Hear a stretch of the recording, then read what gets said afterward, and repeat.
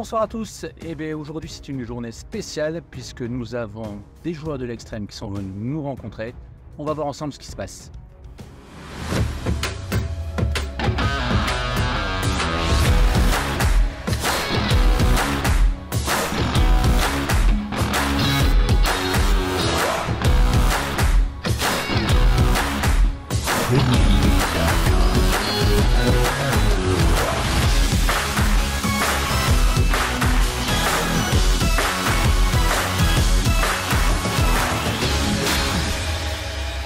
C'est une journée un peu spéciale avec quelques parties qui vont se jouer en simultané avec deux Cypher, le champion actuel du FNC, qui va affronter donc 4 armées en même temps. Donc il va passer de table en table en tour alternatif et on voit les préparatifs des joueurs.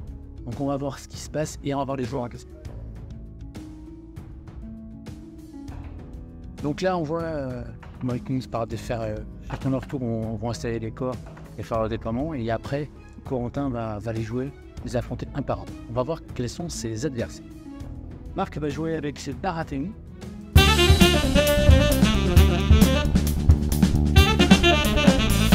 C'est quoi ta liste? La liste, c'est Renly qui est dans les Chevaliers de la Rose, accompagné des Cornwatch et Brienne Lablou. Une cavalerie lourde des Stag et des Warden. Je suis accompagné après en UNC, il y a Varys, il y a Courtney Penrose et Olenna. Alors Marc, on te souhaite bonne chance. Moi aussi, je vous souhaite bonne chance. Donc, deuxième adversaire de la zone pour deux Cypher, Nine Studio.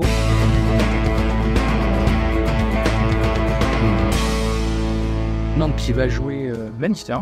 On change. Alors du coup, pour ma liste, moi je joue une liste Kevan. Donc c'est Kevan, c'est d'arbalétrier, un petit peu à l'ancienne. Le truc qui est un petit peu nouveau, c'est une autre unité d'arbalétrier avec Tyrion Insuit, qui va me permettre du coup d'aller chercher les cartes de Kevan plutôt facilement. Une unité de Castral Rock.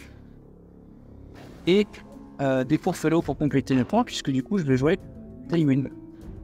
Tywin, Varys, Tyson, et en plus de ça, je joue un Fellow, qui va me permettre du coup aussi de venir contrer les ordres et des choses comme ça qu'on peut voir dans la belle note campagne maintenant. Bon, il n'y en a pas, mais ça va me permettre d'annuler les cartes tactiques et de poser un petit peu. Eh bien écoute, bonne chance. Troisième adversaire pour combattre Max. Donc Max va jouer Greyjoy. Oui, bonjour.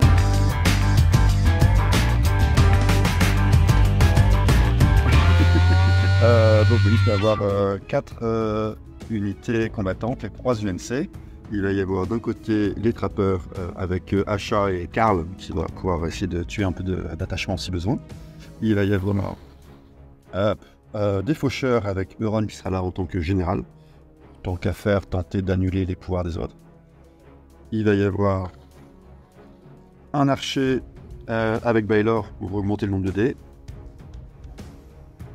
Et des hommes du silence avec Ramsay et Théon en version flingue pour abaisser encore la morale adverse.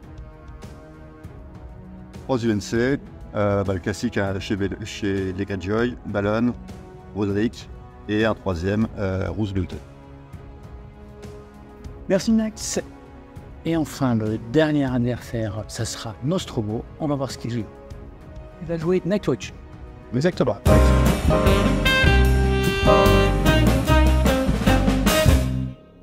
Je vais jouer donc avec Cotter Pike en général qui est ici dans des Swamp Brothers, une unité d'arbalétrier, une unité de vétérans avec un watch captain, une Cold Hand en unité, et ensuite en NCU, j'ai décidé de prendre Demon,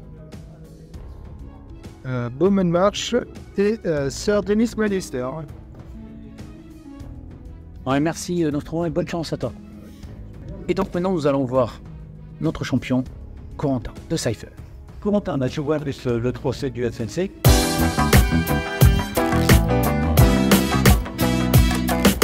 Et donc on t'a lancé un défi de venir affronter 4 joueurs en simultané Tu as Pro Station, ou un des super infanteries. Moi, ça qui m'intéressait, c'est des stations que vous me bien. Tu as appréhendé le sujet comment? Ouais. Alors, c'est pas pour les parties que je m'inquiète vraiment. Je pense qu'on a toujours de jouer trop lentement et de faire attendre les joueurs et qu'ils s'ennuient parce que une partie c'est 1h30, 2h. Mon style de jeu c'est plutôt 1h, 1h10. Mais tout le monde m'explique par 4. Je vais pas te faire des parties de 4 heures avec les adversaires, enfin, c'est long. Donc pour ça, je suis venu avec des listes de rochers et je suis pas ennuyé. Et il n'y a pas un seul truc que j'ai appréhendé, c'est le physique parce que je vais devoir être debout, tourner rapidement sur des tables. Et au départ, je pensais être à l'intérieur du carré de table et en fait, j'étais à l'extérieur, vraiment pouvoir courir pendant un rythme assez soutenu pendant quasiment 4 heures. On va commencer par du start. Alors, donc ça, c'est là c'est une liste. Donc le pairing a été aléatoire. oui, Et donc là, tu vas tomber contre Stark contre Baratheon de Sharon. donc du coup, en start, on va commencer par l'air dans cette garde d'honneur. Cavalry Tully avec un Winterfell Guardian. La deuxième compagnie, on les présente plus. Les archers Stark. Et ainsi qu'en niveau NCU, Sansa, Catelyn et Varys. Bon, un truc plutôt assez classique pour cette gen. Alors après, tu es tombé contre Nancy Joy et c'est Lannister avec tes Greyjoy. C'est ça, donc du Greyjoy en Prévitario dans les Sandmen, double Reaper, un avec un Warstorm pour soigner et l'autre avec Baylor pour faire s'enquêter en plus de dégâts. Des Iron Maker avec Deadmere pour encaisser un peu plus. Aeron, Eric et Valon en NCU. Ton troisième adversaire, ça sera Max. Et donc Max qui va présenter son armée Greyjoy. Et tu vas l'affronter avec les Baratheon. Ouais. Alors c'est marrant parce qu'il y a une liste anti-morale, j'ai une liste avec un plan de moral. Le problème c'est que le décor, il y a déjà 2 corps de pas de chance. Donc Rémi 1 dans les Stag Knights, des Rose Knights avec un Tornwatch Sentinelle, des piquets à poil, Brienne dans la Golden Company, Crossbow Golden Company, et en NCU, Elden, Courtney et Marjorie. Donc ça seule liste qui est pas pour une. Et enfin, nous allons voir ton quatrième adversaire, donc Nostromo, donc joue en Nightwatch. Et donc toi, tu vas jouer donc Lannister contre toi. La spéciale, Grégor. Grégor, parfait. Donc Grégor City Roach, il s'appelle Sandor dans les Golden Company, Harpa Braun, avec la cavalerie Grégor et la Sound Order. Et derrière, 3 NCU, Tianan pour les cartes, Varys et PC. Eh bien écoute, on te souhaite bonne chance. Merci. Hein. J'espère que déjà au niveau on aimera la roue. Et j'espère que ça vous plaît. À bientôt et courage. Bon, ouais. On commence tout de suite par la partie Greyjoy contre Lannister. De Cypher est premier joueur, il active Eric. Nan Studio joue un truc de subterfuge en innovant sa capacité. Eric se positionne sur les enveloppes. Il affaiblit les arbalétriers de Kevan. Nan Studio active Varys et pioche une carte de plus. Sur cette table, Corentin est aussi premier joueur, donc c'est la table Stark contre Baratheon. Il joue Varys sur la case enveloppe tactique, piocher 2 cartes. Il va affaiblir la cavalerie lourde. Par contre, du coup, Charogne activera aussi Varys pour piocher une carte. Alors sur la table Nightwatch contre Lannister, c'est Nostromo qui est premier joueur. Il joue Bowen sur la case tactique. Il active d'abord la capacité de Bowen pour choisir une des 2 cartes. Il complétera sa main avec 2 cartes supplémentaires. Et donc il affaiblira l'unité d'arbalétrier Lannister. Corentin, lui, va activer Tyrion pour la mettre sur la case manœuvre et va déplacer ses arbalétriers. Sur la table Greyjoy contre Baratheon, c'est Max qui est premier joueur. Il va activer Rose. Corentin l'interrompt parce qu'il voulait jouer une carte de début de tour. Donc il va attacher House of Duty à ses Rose Knight. Max pioche ces 2 cartes, va affaiblir l'unité d'arbalétrier et utiliser la capacité de Rose, utiliser son token pour mettre un paniqué sur les piquets de Haut Jardin. Corentin, lui, va jouer Courtney, qu'il va positionner sur la case manœuvre et avancer l'unité de son général dans les Stag Knights de 5 pouces. Et bien voilà, premier tour complet des 4 tables par Corentin, donc un rythme assez soutenu. Nan Studio va jouer en activation Tywin, qu'il va mettre sur la case manœuvre.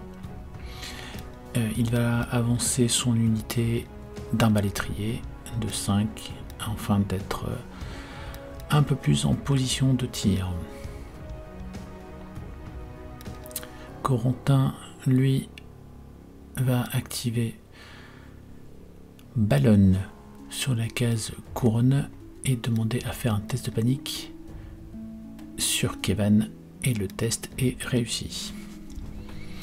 Ici, Charogne va décider d'activer Olenna, qu'il va mettre sur la case manœuvre, et il désignera les capacités d'Olenna de faire des hits si Kathleen s'empare d'une zone du plateau stratégique.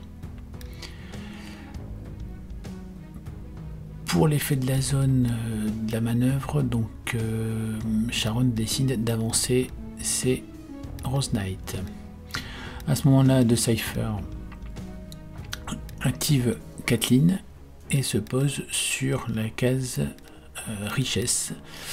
Les deux effets s'annulent puisque l'effet d'Olenna va mettre au maximum 3 touches et que sur la case richesse il se soignera d'autant. Et l'influence sera mise sur la Golden Company. Ici Nostromo active Sword of Malister et la positionne sur la case richesse et influence les vétérans. De son côté, De Cypher va jouer Varys dans le vide. De retour sur la table Greyjoy Baratheon, Max décide d'activer Ballon sur la case couronne et demande à Corentin de faire un test de panique sur les piquets de Haut Jardin. Donc le test est réussi. Max décide d'utiliser le token paniqué et cette fois c'est un 5, c'est un échec et Corentin subit 3 pertes. Du coup, Corentin active Eldon Estremont sur la case richesse pour repoper ses 3 points de vie perdus. De ce côté, Nan Studio active Pycelle sur la case richesse, met un affaibli sur le général et en profite grâce à la case couronne pour enlever son token sur son unité. De Cypher active Iron sur la case combat sans aucun effet. Nan Studio hésite à utiliser la capacité de Varys pour faire des hits, mais au final il ne prendra pas ce choix.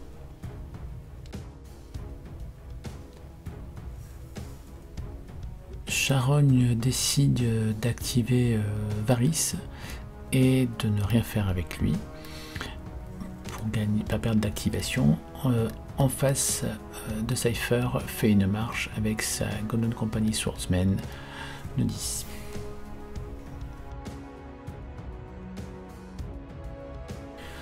Alors, côté Nightwatch, Nostromo active Aemon sur la case couronne et fait faire un test de panique au Lannisport City Watch.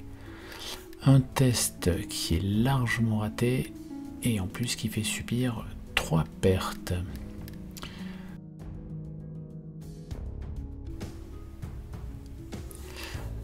De Cypher, lui, va activer Pycelle qui sera positionné sur la case combat. Évidemment pas d'action à faire avec ses unités, mais il mettra un token affaibli sur les arbalétriers.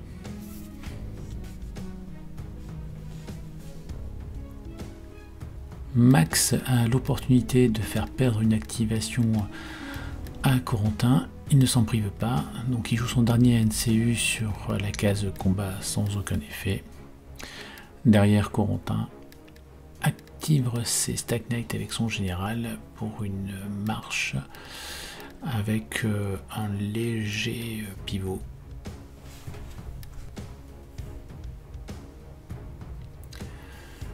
Nance Studio active sa deuxième unité d'arbalétrier et va faire une marche de 6.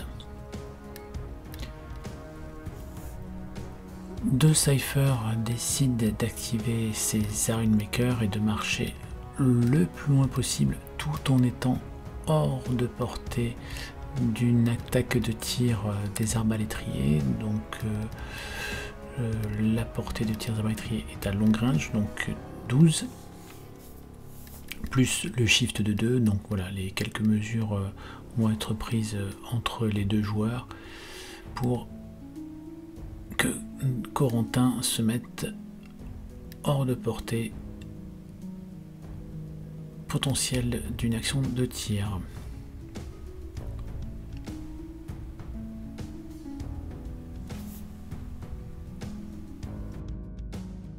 Petit footing de Cypher. Derrière, Marc active les Warden pour une marche de 8. Et derrière, réplique instantanée de la garde d'honneur pour une marche, mais cette fois de 10.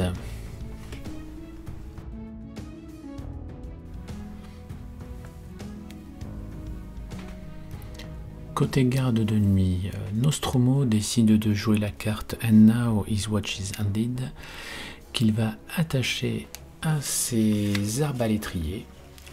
Arbalétrier qu'il active. Il va effectuer une marche pas forcément au maximum,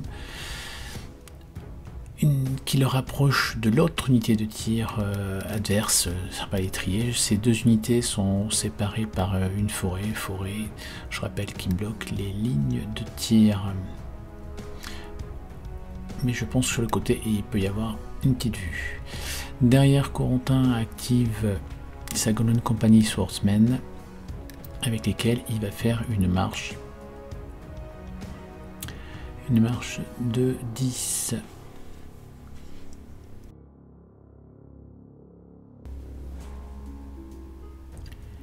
Max va activer son général qui est dans les Harlow Reaper. Il va leur faire une marche en face de Cypher, active ses Rose Knight et il fait aussi une action de marche de 8.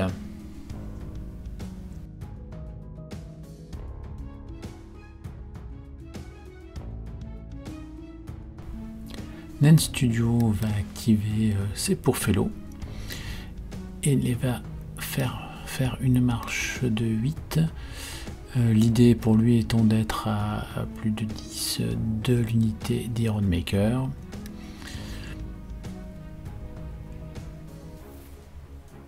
De Cypher va activer ses rivers en fond de table et faire une action de marche de 10 pour s'engager le plus vite possible dans le combat.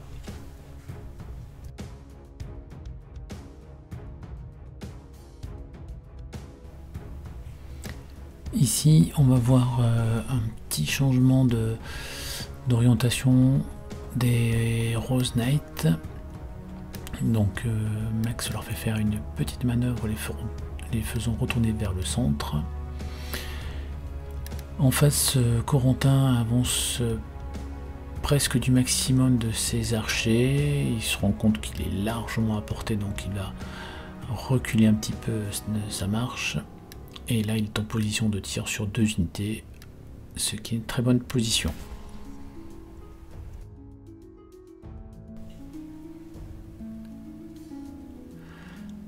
Nostromo va décider d'activer son unité de Swamp Brothers, dans lequel il y a son général Cotterpike. Il avance vers le centre, il s'avance vers l'adversaire. De Cypher hésite à activer sa cavalerie brigand Clegane, mais rapidement il change d'avis et décide d'activer lui aussi son unité avec son général dans la Lannisport City Watch. Il prend des mesures pour être à 12-14 des Sworn Brothers. Donc il effectue une action de marche avec Gregor Clegane. Les deux généraux sont face à face.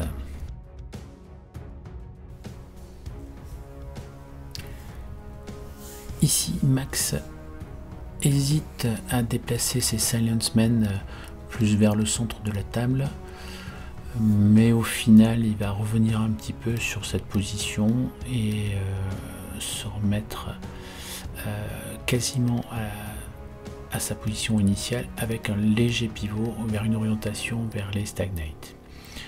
Derrière, De Cypher active ses arbalétriers de la Golden Company et les fait avancer du maximum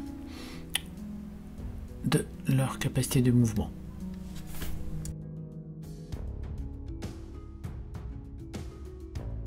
Nine Studio décide d'activer les arbalétriers de son général Kevan.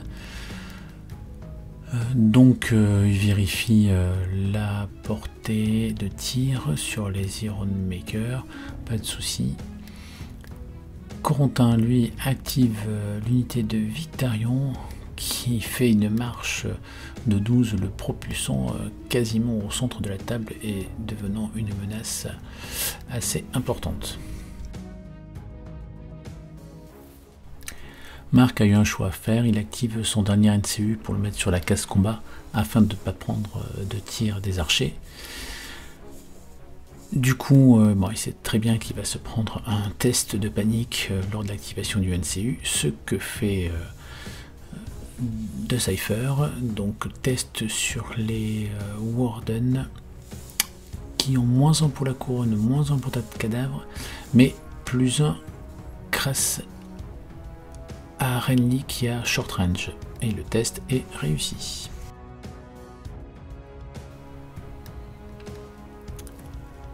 Nostromo active les vétérans qu'il fait avancer en ligne droite à peu près de 7 pouces, gardant en ligne l'ensemble de ses unités à cette hauteur. De Cypher en face va répliquer en activant ses arbalétriers cachés toujours derrière la forêt. Arbalétrier qu'il va avancer pour être à un petit peu plus de 12 pouces de l'unité de tir adverse qui est en face. Donc en position de tir pour le prochain tour.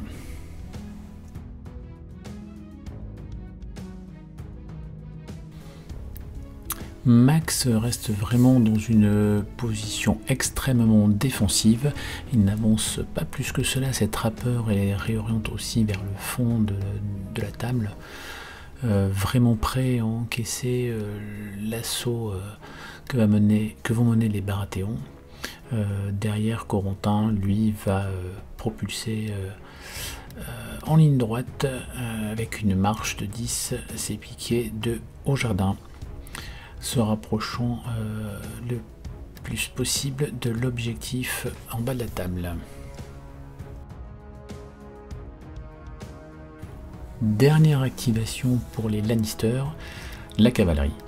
Cavalerie que Nine Studio va mettre et rapprocher du centre de la table, vraiment en position d'assaut pour le tour prochain, round 2 auquel Nine Studio sera premier joueur. Il ne reste qu'une activation côté Greyjoy, mais Nine Studio joue la carte Predictive Manœuvre.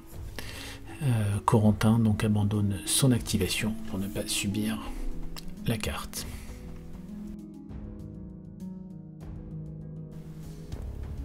Charogne décide d'activer sa cavalerie. cavalerie avec lequel il va faire sa première manœuvre gratuite en se déplaçant légèrement vers sa gauche et enchaînera avec une deuxième manœuvre. Reste patient pour voir quelle va être la manœuvre de la cavalerie adverse. Justement, cavalerie Stark qui est activée, qui elle va foncer beaucoup plus vite. Une première manœuvre suivie d'une marche pour se rapprocher de l'objectif situé en haut de la map, donc à la droite de Corentin.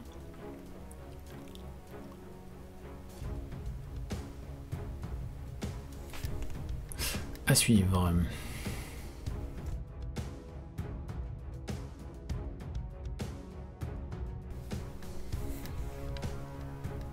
Nostromo active sa dernière unité Cold Hands. Donc il fait sa première manœuvre entre ces deux unités et après effectue une marche pour se positionner dans la forêt qui lui donne un couvert contre les tirs des arbalétriers. Bien sûr, il pourrait être rechargeable, mais en tout cas, il ne peut pas se faire tirer dessus. Une position assez offensive et assez intéressante. Derrière, De Cypher fonce sur l'objectif sur sa gauche avec la cavalerie des brigands Clegane, avec une légère rotation finale.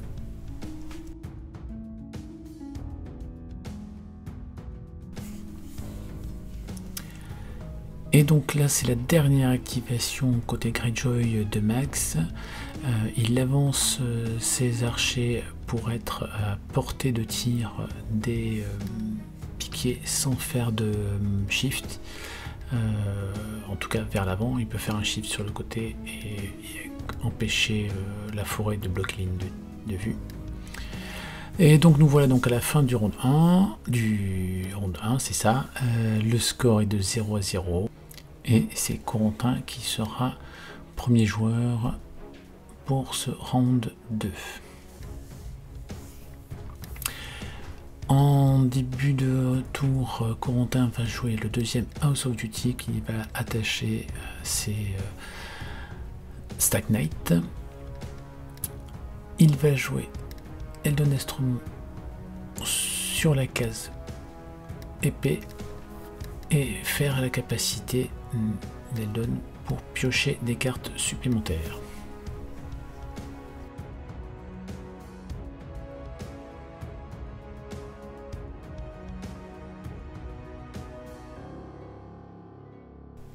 Bon, nous sommes au round 2 sur cette table.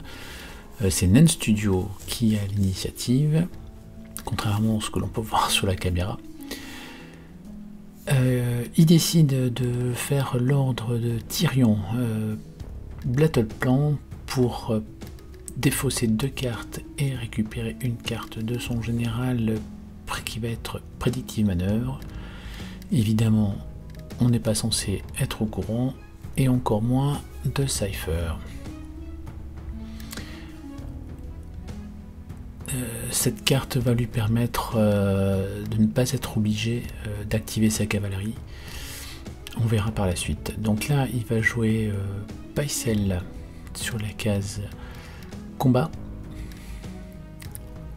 Il va mettre, avec la précise de Pycelle, invulnérable sur l'unité de Victarion.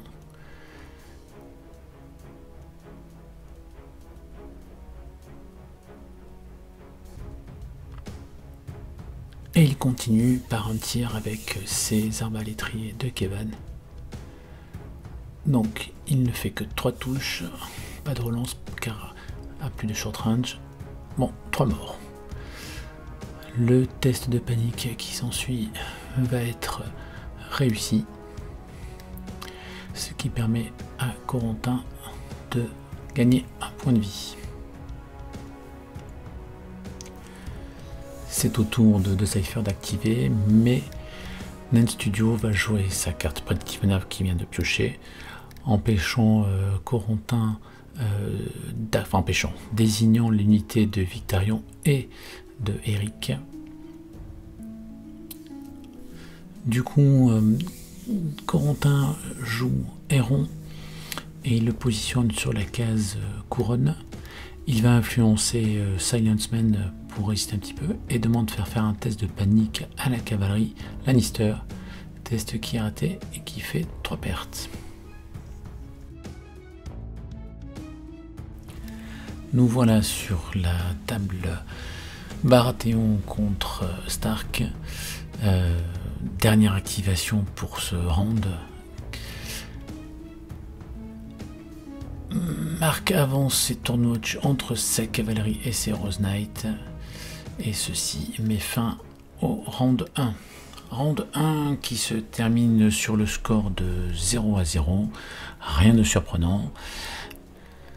Au final, l'ensemble des rounds 1 aura duré un bon quart d'heure. Un rythme assez intensif et je pense que les rounds seront un peu plus longs.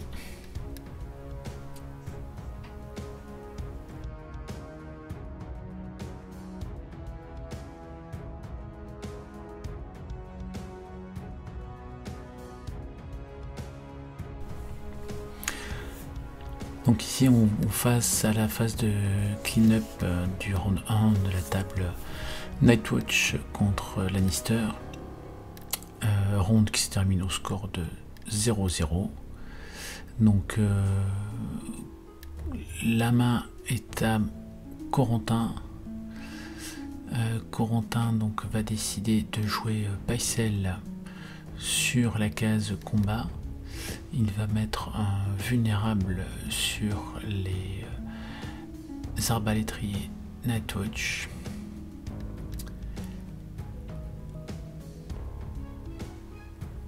Avec ces arbalétriers, il va faire son action de tir, donc un shift de 2 vers l'avant, qui permet d'avoir une ligne de vue sur le côté de la forêt. Nostromo ne décide pas d'utiliser la capacité de Cold Hands pour réduire la capacité de tir des arbalétriers. L'affaibli est utilisé et ça fait quand même 5 touches. Au niveau sauvegarde, Nostromo ne réussit qu'une seule sauvegarde, relancée à cause du vulnérable, qui est quand même réussi. Donc 4 pertes, ce qui est déjà pas mal pour ces arbalétriers. Le test de panique qui en suit est réussi. Il n'y aura pas d'autres pertes côté Nightwatch.